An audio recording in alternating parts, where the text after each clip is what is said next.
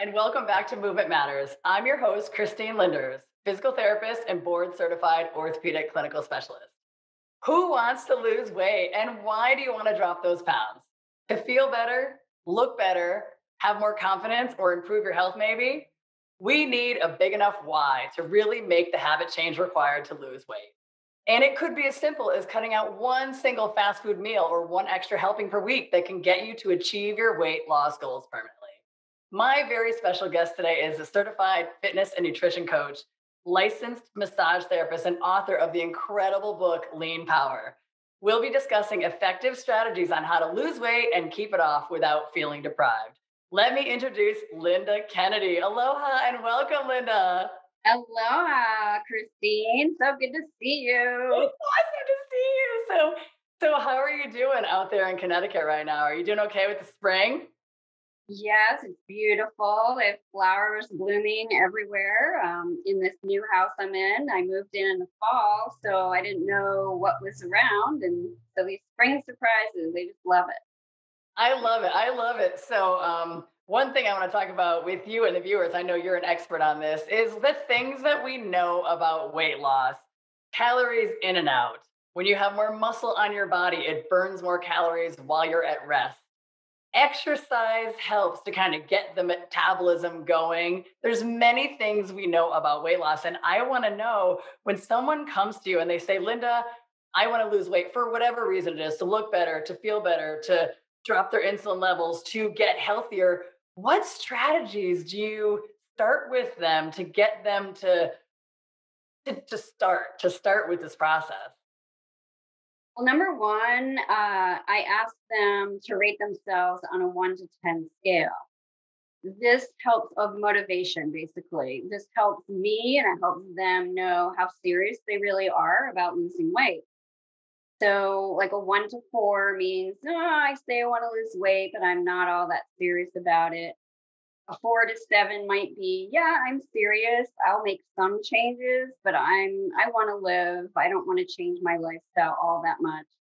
And then an 8 to 10 are the people who are really set on it. They're willing to make some decent lifestyle changes to get it done. And those are the people I especially love to work with, even though I love to work with everyone, but it helps me gauge how I'm going to coach that person.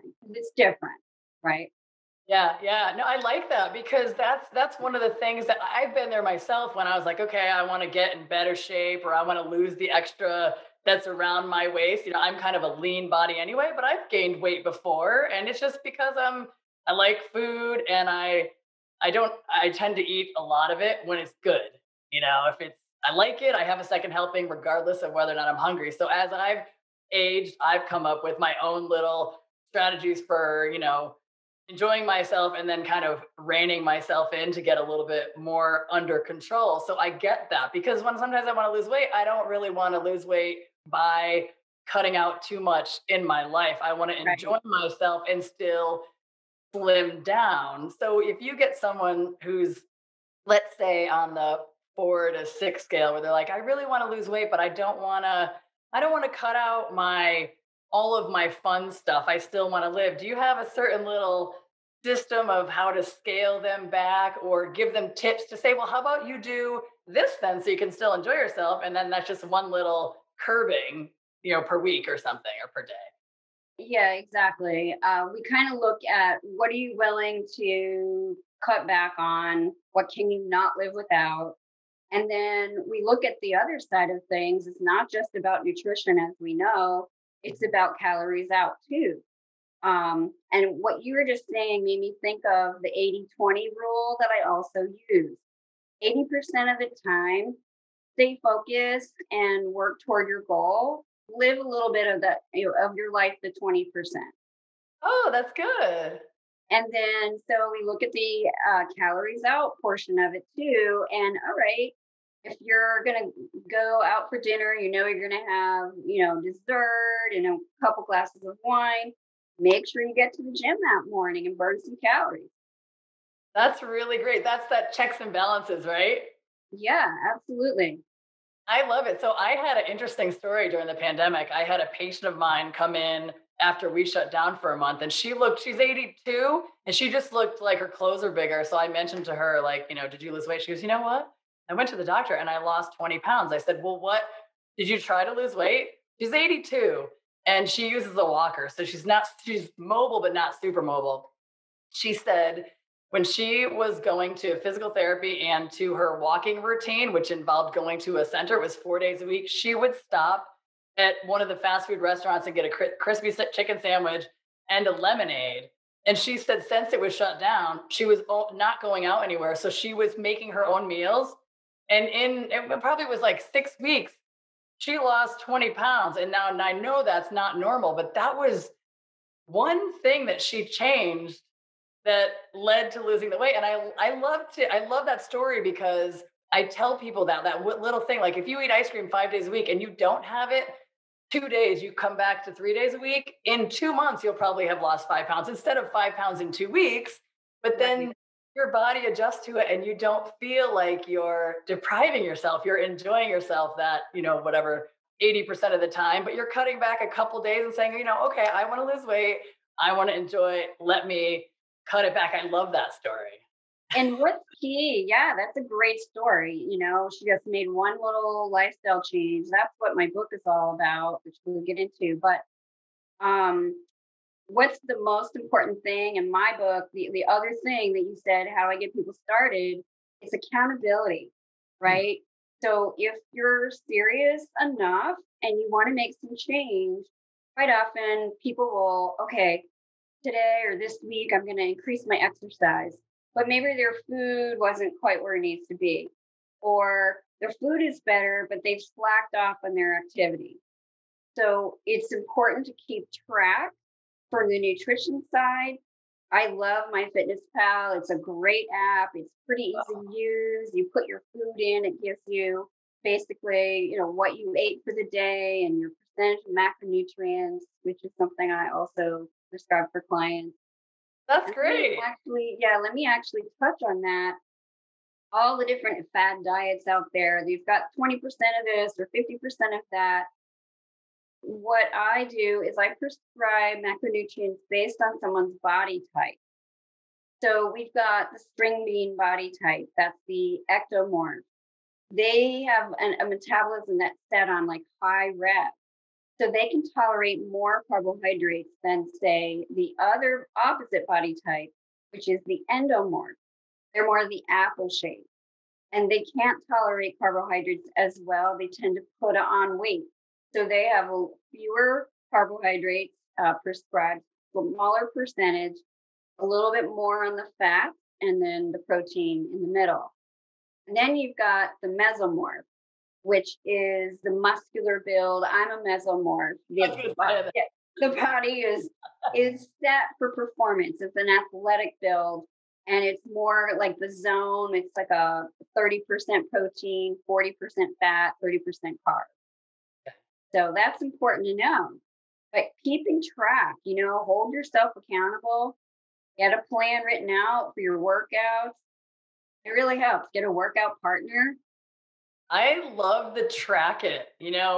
Tracking it is great. When I used to do the Ironmans, I used to track my workouts and I would lay it out because I kind of had to know what I was going to do when with work. Like if I had to ride my bike to work one day or if I was going to swim before or after, because you got to bring stuff, right? Before you go to work as a physical therapist. And I did track it. And I think I did at one point track my nutrition because I wanted to make sure that I didn't lose weight while I was training because I needed to have the energy to go longer distances. But I also listened to Darren Hardy. He's the author of The Compound Effect. And he says with anything, track it because you have to hold yourself accountable. When you're writing down that you had, 5 extra helpings at dinner or the whole bag of Cadbury mini eggs, I was guilty of the other day, which I don't do it that often. I don't have it that often. My mom sent it for Easter. But, if you track it, I think it holds you accountable to, oh, do I really want to write that down? And exercise too. If you're going to track it, hey, you look at your calendar and I didn't get to the gym 3 days a week, or I didn't go for my walk 3 days a week. I need to go for the next 3 days. I need to schedule it for myself and go. And the tracking it is so important. I love that you're talking about that. It's all about accountability. I've had so many clients say, I know what to do, but I'm just not doing it. And actually, that kind of brings me to a slide. And I gave a couple different presentations at Chelsea Piers in Stamford, Connecticut when I was working there. And one of them was called I work out and eat healthy, right? Why won't the scale budge? So if you want to pull up the first slide, just kind of a fun, okay, there it is. Yeah, a fun little graphic there. So I talk about the top 6 fitness myths. So you can crunch your way to great abs. No, because that doesn't get rid of the body fat on top of it. Gives you great abs, but cardio comes first. Now, if you're weight training, you do weight training first, use your stored carbohydrates, and then you're going to burn more fat when you do your cardio training. You can run off the pounds. Well, yes and no. I mean, you want to make sure you still maintain your muscle, right? Weightlifting will make you bulk up. Well, that's not really true. Especially women, we don't have as much testosterone as men. So it took me a long time to get muscular, and I have good genetics. So let's see. The next one is let's see, I have it right behind. More sweat means more calorie burn. Not necessarily, right? Yeah. High intensity interval training or cardiovascular intervals, you have to do it correctly. Make sure you're not overtraining or undertraining. So just because you're sweating doesn't necessarily mean you're doing the right thing. And then the last one I have, more is better. So that falls under the more is better category. I've actually had elite athletes come to me, and I've had to say, all right, you need to cut back. You need to take a rest day, if not two, because Yeah. your metabolism is going, it's suppressing. Hey, kitty. Somebody came to say hi. Hi, Pookie. She likes you, Linda. She misses you. Aw, hey. You know what? Those slides are brilliant. Those slides are brilliant. And I learned that when I was still in San Diego and I was training. I would hit the weights first. I woke up, I got moving, I was moving. I'd hit the weights first, and then I would hit the bike and do my cardio afterward. And what a difference did I notice, because when I was in my early 20s, I used to, ride the bike and do the cardio thing because I was under the impression of those myths. I didn't know any better. Everybody was like working out, doing lots of cardio. So I'd go ride the bike and then hit my weights. And I found what is true, which is like I get a way better workout muscle wise when I do it first, and then I ride the bike and I feel fantastic. And it's like you get more lean, which brings us the Lean Power. You published this brilliant book in what, 2014 was it? Yes, yes. Yeah, I Tell was us doing, about Lean Power. can I hold it up? Yes, hold it There it up. is, everybody. Yay. Lean Power, change your body, transform your life. So it's actually, I'm working on editing it right now. Second edition will be out hopefully soon. But yeah, and what I love about this book, I put it together in a very organic way. I was working with a lot of clients that were having the same questions, the same struggles. And so I'm an educator like you, and I would write up a one-page handout and give it to everybody, and then another one and give it to everybody. And before I knew it, I had a whole stack of handouts. And I was like, why don't I just put this in the format of a book? Actually, a couple of people said it to me. They're like, yeah, I gave the binder that I have to my husband. He didn't even train with you, and he lost 20 pounds. Oh my gosh. So basically, it's clearly about education and motivation, right? And in Yeah. the book, it's like me, you have me in there in the book. I give a lot of the coaching notes that I would give to a client. So there's an opportunity for right in there. It's like a workbook. And yeah, it's got assessments, nutrition, and training. So all three things together, you can see where you are, where you want to go. And I step by step tips and tools. That's what I was going to ask. So if somebody like opens Lean Power and it's like, okay, we talk about motivation. What's your motivation level? And then here's how you get started next. Is there like a next step? Like, okay, how to eat for your body type, like you were explaining. That was genius. The ectomorph, endomorph, mesomorph, like this is how you eat. And so if you're endo, you don't tolerate the carbs well, you're going to put on weight. So you have to curb your food choices in there, or maybe mix them up throughout the day so you don't have too many carbs at once. They're like trickled in or smaller Right. portions. That kind of what they'd get inside the book. I don't actually have the prescription for the different body types in the book, but people can do like a 30-minute consult with me and I can prescribe it for them. And then they have it in their template, right? We set up their template, the calories, the macros. And here's the thing I want people to know: you don't have to count calories the rest of your life. Once you get a handle on what a plate of food should look like for you to be satisfied, nutritionally taken care of and sustained, and your exercise is appropriate, then you're good. Then So it's just about selective forgetting, right? When we're like, oh, but the cake looks so good. Fine, have the cake, just cut back somewhere else that day. Yeah, I like that. I like that a lot. One of my friends in San Diego, we were going hiking, and I went hiking with him one month, and I saw him the next month, and he was like ripped. And I said, "Oh my gosh, like, are you okay? Or what, did you start working out, or what's the deal?" He's hiking, he's active. He said he did the zone diet, the book, and it's like kind of geared towards a diabetic diet. It's like that 30, 30, 40. And when you said what you get a sense for what a portion size looks like, I went and got the book because a lot of my patients were yo-yo dieting with Atkins and South Beach and all that, and gaining weight back and having bariatric surgeries and gaining the weight back. And so I liked how the zone educated you on what a portion size is. And like you do in lean power, where, hey, once you learn, like, hey, this is a portion size, it's like, whoa. Even for myself, I was like, whoa, that's a portion size of carbohydrates or vegetables or whatever. That's a portion size of lean protein. That's a portion size of fats and things like that. I'm very visual, and it was eye opening to see that. And I was thinking, oh my gosh, wow, I eat way more than I need to maintain my body weight. And it Here's was, another thing as I'm listening to you, like how many of us like barf our food down, right? We barely even taste it. And by the time you're full, you've had way too much. Mhm. Eating slowly, really like, and this is all about mindfulness, right? And thinking and feeling and just really letting your body absorb what it is you're putting into it, making sure it's quality nutritional food. yeah, Um, and what I've done in my book, I don't prescribe exact menus like, okay, 3 ounces of this or, a cup of that.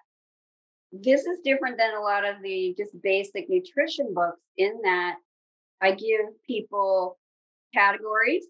Here are your breakfast foods, your protein, carbs, and fat for breakfast, lunches, dinners. And here are some examples of how to put your foods together with the macros. I'm going to let you do it. I want you to think about it. Here's how to write your shopping list. Here's how to do your food prep at the beginning of the week or maybe twice a week. And then you also have workouts to do. So I've got 4 different workout plans: resistance with weights. I've got a stretching program, a foam roller program in there. It's very comprehensive. that sounds fantastic. And I want to know, I like what you do with the food choices, because everybody likes different things, right? So they have the Mhm. options, and they don't have to say, oh, I got to eat this thing because they don't like to eat those things together. You give them the list of what they can have appropriately, and they do it. And then the exercise I love, because movement matters. Those are great routines in lean power. I can't wait to look them up. But is there a routine that is good for people at home right now? I get asked that through the pandemic all the time. How can I work out at home? What are the things to do? There's so many things out there now, I think, but what do you recommend? What's your little secret? Well, basically, you can get on the floor and you can do some core work, right? You can try a plank. If you can't do a plank, you can modify it, being on your knees to get your core strong. You can do hip bridges where you're lying on your back with your knees bent, push your hips up and down. You're familiar with that one.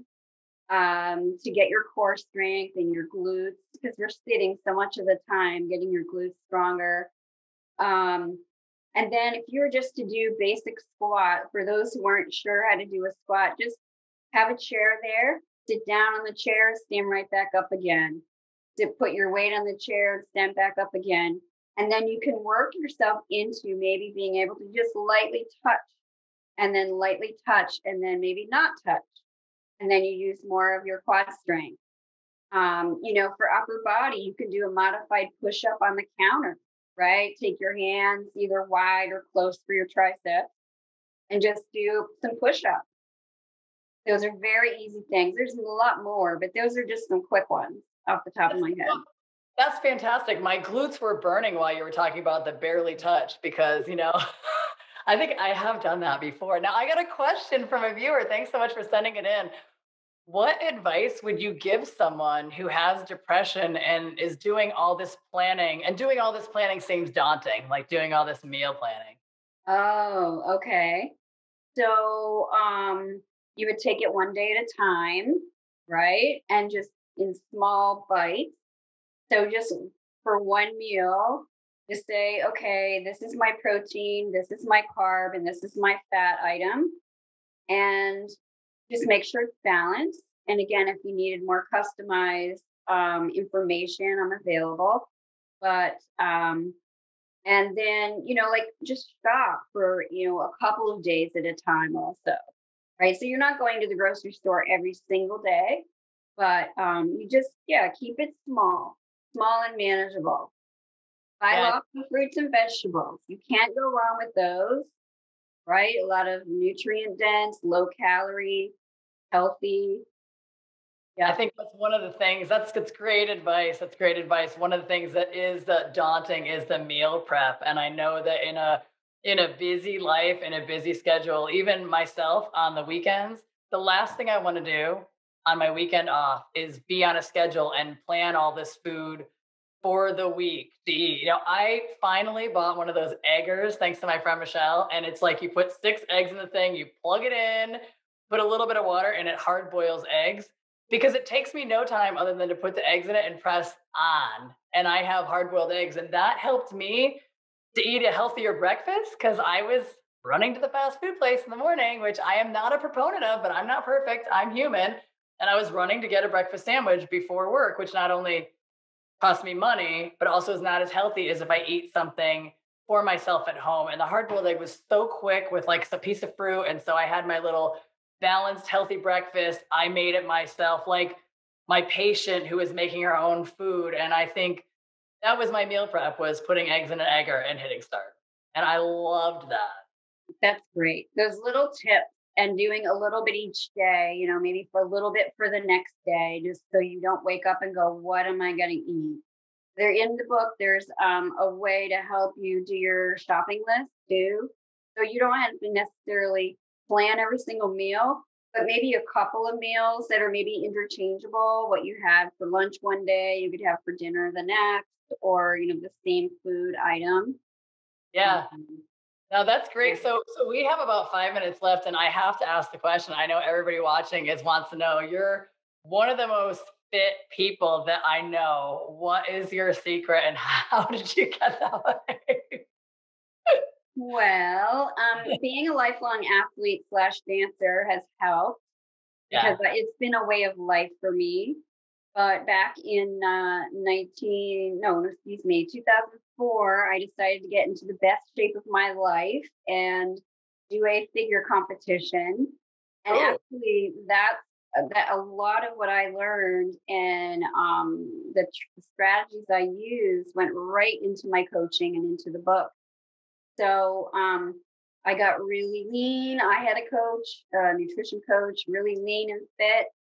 And wow. I really just maintained not as lean as I was, but oh, there's my picture. Wow. That was right after. Yeah, I was at 7.9% body fat there. Well, that's And a 10 on the motivation scale, or a 10.5. I love it. And so, literally, Christine, I'll tell you, after that, I mean, I couldn't go back to eating a lot of like fried. I never really eat a lot of fried food, but overeating, I just didn't feel good. Yeah. So it was just like you doing an Ironman. I had to find something, or didn't have to, but I found something that really motivated me. But I made the decision up here Mhm. to do things differently.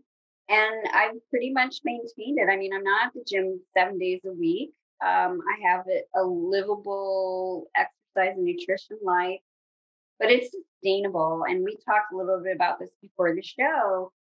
My whole thing is about lifestyle change that's sustainable. I don't use the word diet. I think it's too restrictive a word, I and it agree. also indicates a starting point and an end point. I'm going on a diet, I'm off the diet. I'm on the diet, I'm off the diet. No. You're going to reinvent your relationship, number one, with yourself. Okay, why am I this way? Why am I not where I want to be? And then number two, just take those actions every day. They're going to let you stay there and be happier. And if you have something that, a little more fattening, don't beat yourself up about it. Right. Brilliant. That's, Yeah. yeah, that's what I do. And, but I love being active and exercise is just part of who I am. And I know not everybody loves it. So I know. No, I, it's I get that. something. I get that. But remember my story about my patient. She was not active, and just cutting out one little thing from her diet a couple days a week made a dramatic difference over time. It wasn't Yeah. in a week, it wasn't in 2 weeks, it was in a couple months. And now in 13 months, she told me she's dropped 50 pounds, and that's without even trying. So we have 1 minute left, and I want to know, how does someone get a coaching session with you? Is there an email or a website? Definitely. You can contact me through my website, which is leanpowercoaching.com. Yes, and my email, Linda at leanpowercoaching.com. It's 860-245-9790.